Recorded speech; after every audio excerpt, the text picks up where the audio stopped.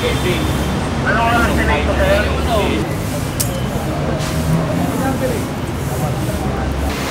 Si Gagi Sir Niki. Yung best ko si Rocky Marbitaya. Mobile tsaka photon lang. Ilang mobile? Isa. Kasi sa photon.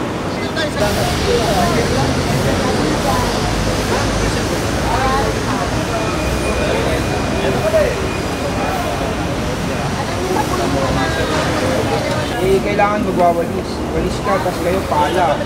Kalaykan. Go! Pairam daw na ano, megaphone si Sir Greg. Na gamit. Megaphone. Pero yung mga dito, ang liwanag. Kasi ano nila yun, yung balansa. Kasi kabayan yung masyadong execute.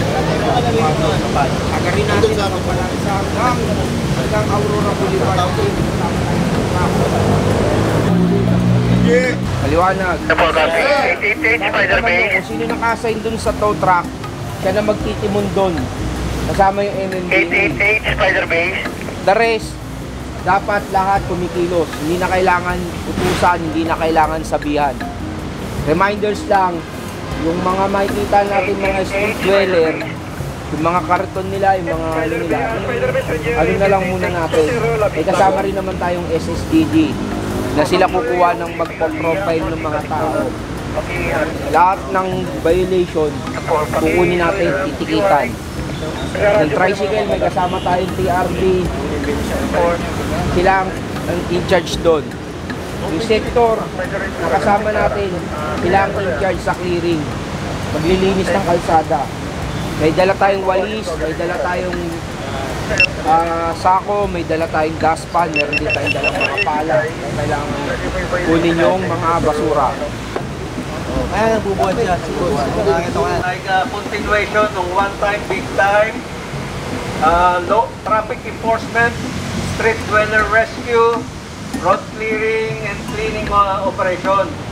Ginawa natin nung Wednesday, hinatid po natin ang kahabaan ng Araneta Avenue sa 4 na segment. Para sa TTMD, yung isang segment ay para sa Task Force Disiplina. Magbuhat po Quezon Avenue hanggang Caliraya, yun po ay naka-assign sa MDAT. From Caliraya to E. Rodriguez Boulevard, yun naman po ay naka-assign sa Task Force Disiplina. E. Rodriguez Boulevard hanggang Landargon. Ano po yun eh? Halos equal ang lane. Magbuhat sa Landargon hanggang Ramon Magsaysay na naka-assign sa DPOS. So magbuhat ERP, QCPD ng MMDA, DSQC, DRRMO, PESO, SSDD, PISD.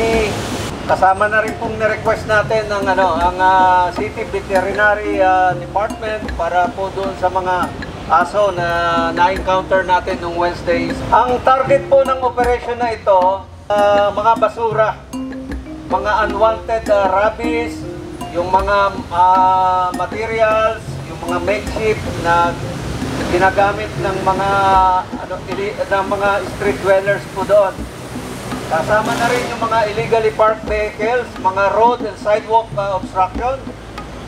Yung pong mga street dwellers ay ating i-rescue at ita-turnover po natin sa SSDD at sa PESO. Kung merong tayong ma-check doon na may illegal drugs, may illegal weapons, yun po ay ita-turnover natin sa police.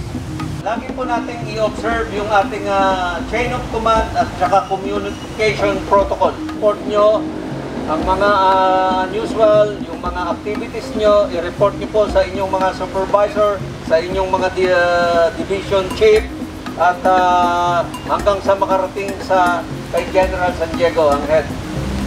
At eventually, si General San Diego at saka si Sir Dexter Cardenas, sila naman yung magre-report doon sa mga nakakasakop na District Action Officer ng area. Proteksyonan po ninyo ang inyong sarili, yung inyo pong safety ay paramount po ito.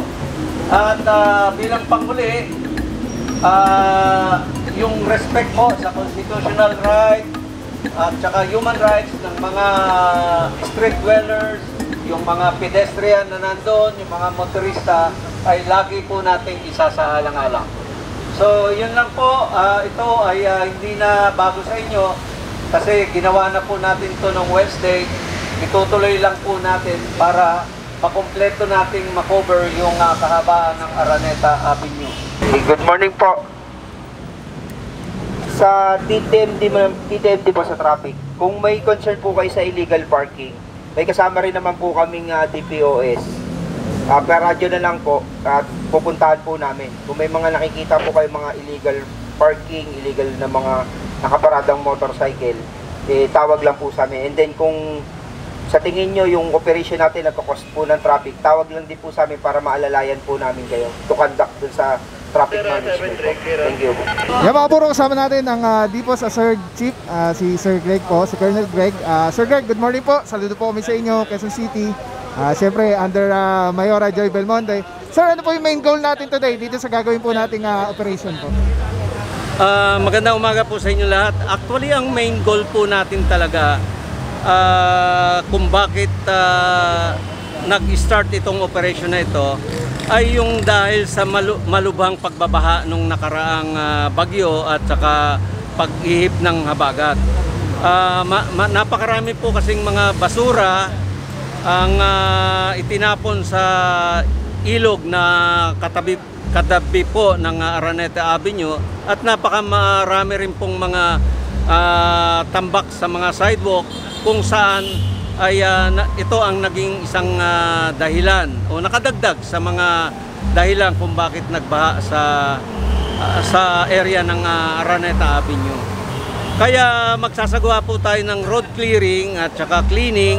Pero sa operasyong ito, sasama na rin po natin ang lahat-lahat ng violation ng mga ordinansa, katulad po ng illegal parking, yung mga business establishment na nag-i-encroach sa mga sidewalk at saka kalsada. Sasama na rin po natin yung pag-rescue sa mga street dwellers kung saan ito yung maraming mga basura, kalakal na dinadala nila dyan sa kahabaan ng Araneta Avenue at ito ay unfortunately na nakakarating o nasasama sa pagbaha at nagiging cause ng paglubog ng mga areas dyan. Sir Greg, ito po ba itong mga gantong operation, ina-expect na rin po natin sa mga ibang lugar po dito sa Quezon City? Opo, ito naman pong programa na ito ay ipinokus lamang dito sa Araneta Avenue. Subalit araw-araw po ay mayroong road clearing operation ang DPOS, ang TTMD, ang MDAD at saka yung iba pa pong departamento. Ito po kasi ay kasama doon sa tinalakay ng mga district action officers kung saan ang mga natukoy nilang problema ay pinipilit po ng city government na mabigyan ng solusyon. Alright, thank you so much po, Colonel Greg. Saludo po kami sa inyo, DPOS. God bless po. Purong pagmamahal.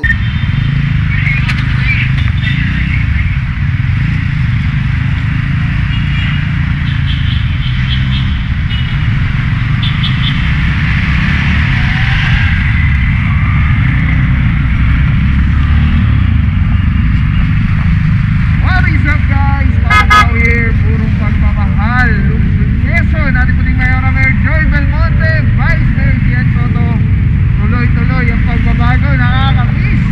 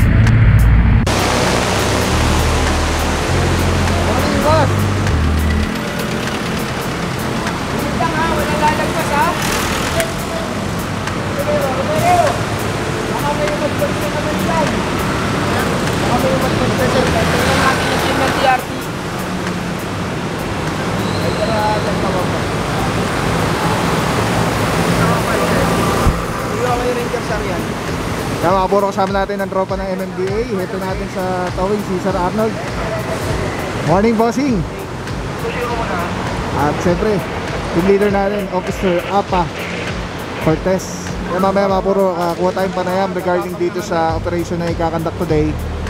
Pero ayan, saludo sa lahat. Ayan, Officer Malyari, kasama rin natin. Morning, bossing. Tabay lang po tayo. Morning mga boss.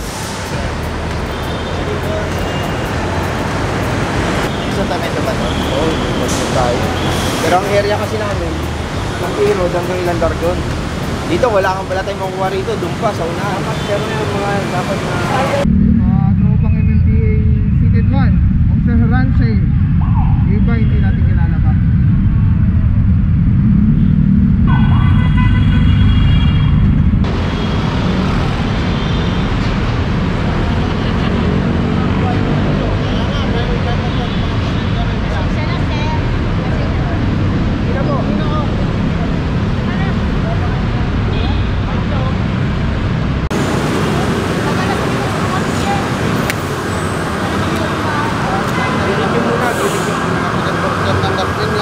Ngayon, hindi pa managan ang kahit na ba mga tawa.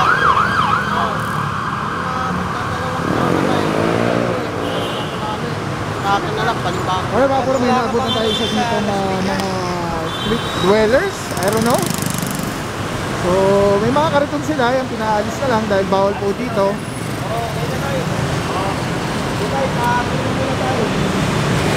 Mga ano naman sila, may gulong, ano? Kaya kasama natin, Officer Cortez. Good morning, bossing. I miss you, boss. Apakahusay.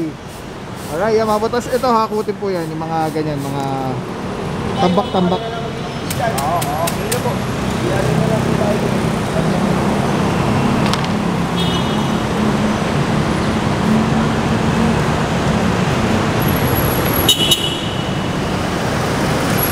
Alright, pag-alis na ito, mga puro ng mga street dwellers dito. Proceed tayo sa next target area. Pero ito lang din po, kahabaan ng Araneta Avenue.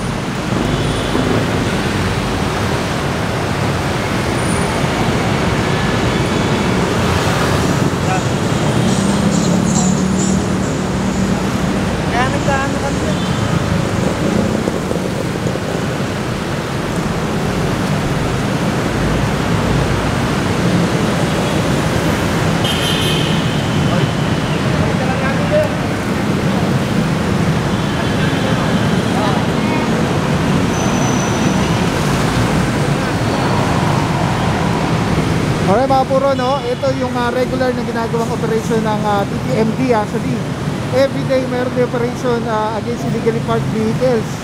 So ngayon nga, massive, kaya full force kasama yung mga ibang ahensya ng alam na mahilig ka sa ano, sa pets eh.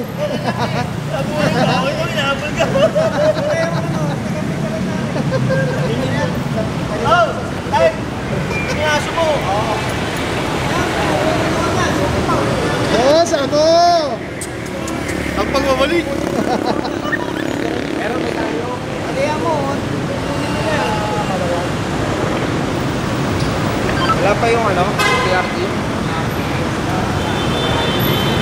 Alright mga puro, malinis na. Visit tayo sa next target area. Let's go.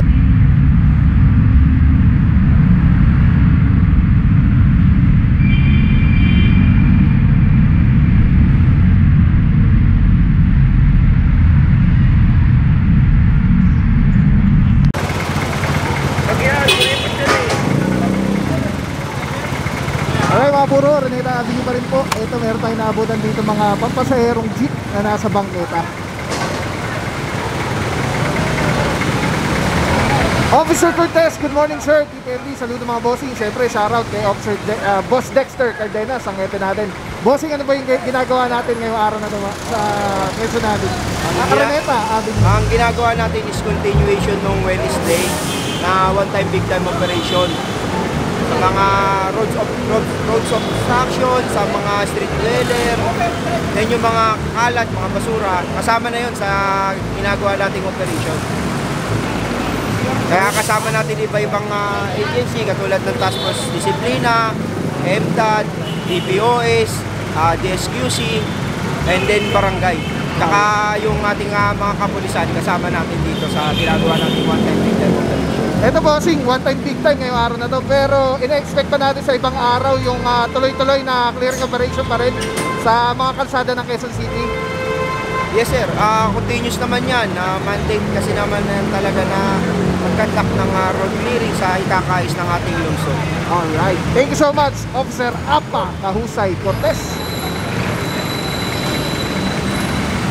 Pasensya muna sir.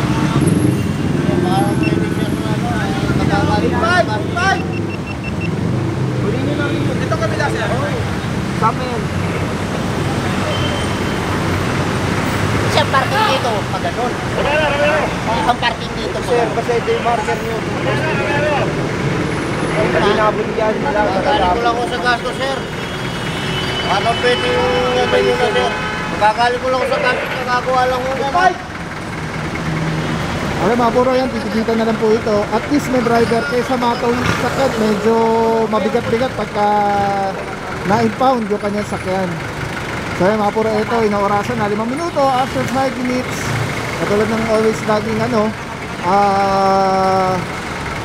SOP no, ng MMDA is itutaw na siya. Bibigyan lang siya ng grace period na 5 minuto.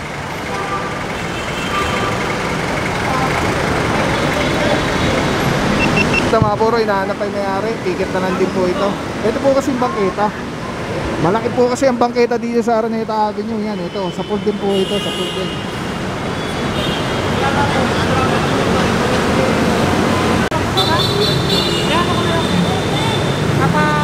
Napunta namin. Yung nakaayos yun. Sa inyo marker natin. Tignan mo nga ako.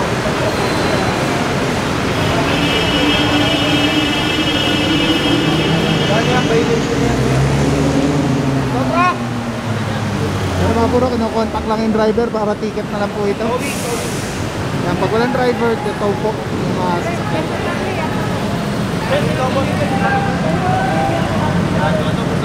Magagaling ko lang ako sa gasto. Magagaling ko rin, sir. Magagaling ko lang ako sa gasto. Ticket na lang kayo sir para hindi na po itulong. Hindi naman tinuwa, pinasok nyo, di ba? Hindi, yung isa ko, apat din mo. Magagaling ko lang ako sa gasto. Pinakamitan nila yung isa. Sakit nga ako kato ko kagagawa kahapon. Mariregar ko. Pwede mo. Maglalabas ka ng license sir para hindi na may Ando, kinuha nyo ako, sir. O yung isa yun dito yun, nandito yun. Ay, akit din mo. Ay, hindi naman pwede yung dalawa sa Okay mga puro, nakikiusap si na kuya. Ang problema kasi, ang matitikitan po sa isang sa lisensya isa lang. license na lang sir, palabas na lang po. Isa itaw natin. License na lang po sir. O, pinapano lang sa Huwag niyong galawin sir. Hindi pala sa inyo yun eh. Kung wala magpapatikot, huwag niyong galawin.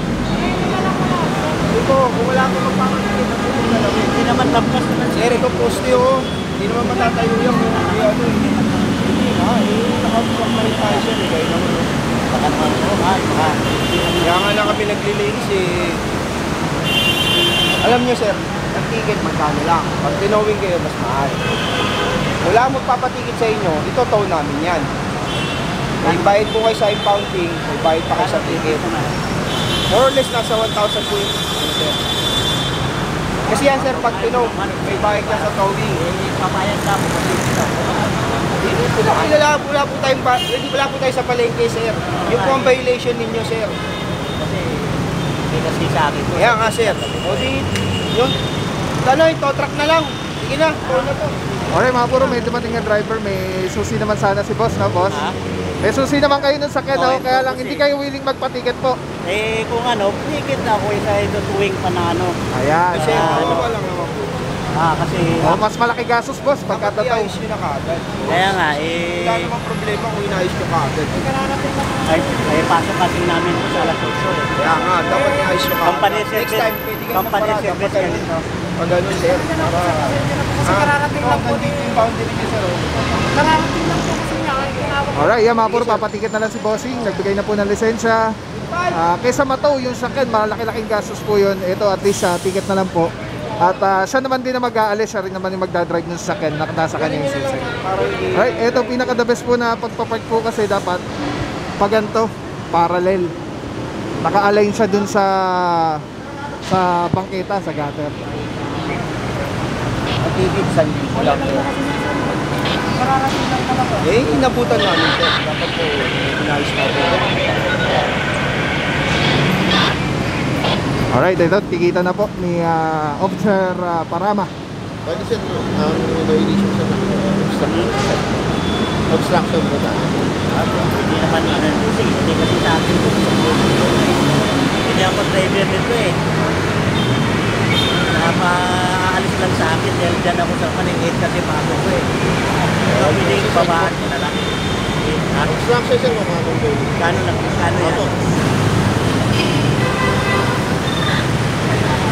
Pwede na na siya truck.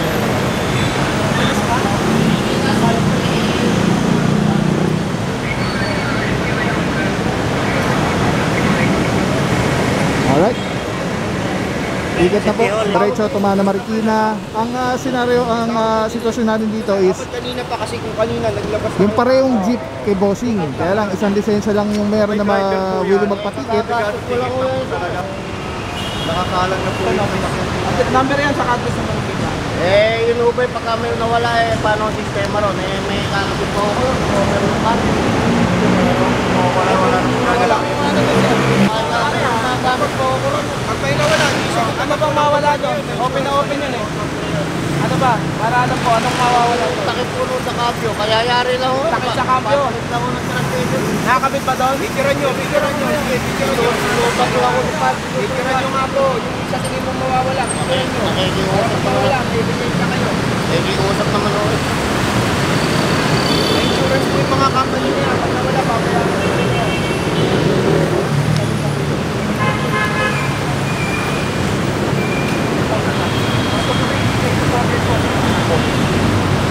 Okay mga puro, so far dito sa area meron na isa na tow at dalawa natikitan. So sa sitwasyon ni Bossing, dalawa kasi yung jeep niya. So wala siyang driver na para magpatiket dun sa isa. Kaya matik, wala choice kundi mataw yung sasakyan na isa.